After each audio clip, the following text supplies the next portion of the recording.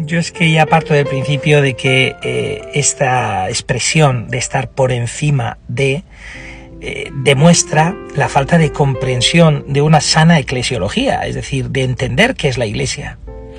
Entender que la Iglesia es el cuerpo de Cristo, que la Iglesia es la esposa del Cordero, que la Iglesia es columna y fundamento de la verdad.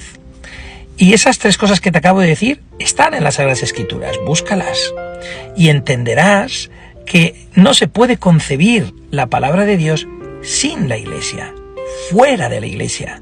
No se trata de que la Iglesia esté por encima de la palabra de Dios. Se trata de entender que la palabra de Dios se gesta en el seno de la Iglesia, es decir, dentro de la Iglesia.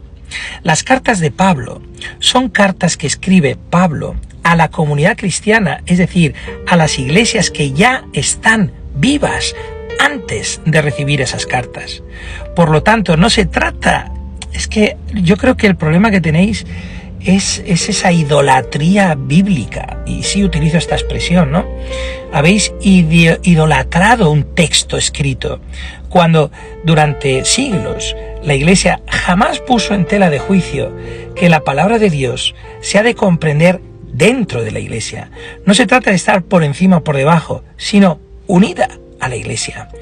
Es extraer una palabra, que es la palabra de Dios, una palabra escrita, de una Iglesia viva, que es el cuerpo, la esposa del Cordero.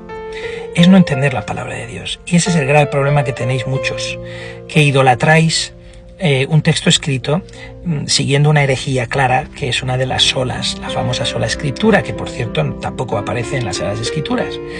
Entonces si tú realmente tuvieras interés por saber la verdad, te haría un par de preguntas para que tú mismo te las estudies, por si te sirve, ¿no?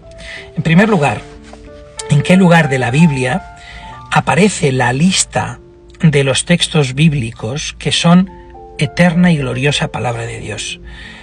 ¿En qué lugar de la Biblia se dice, pues mira, son estos 66 o son estos 73? ¿En qué lugar de la Biblia? Porque si la Biblia fuera de la Iglesia tiene vida autónoma, independientemente de la Iglesia, entonces tendría que aparecer ese listado. Y sin embargo no aparece.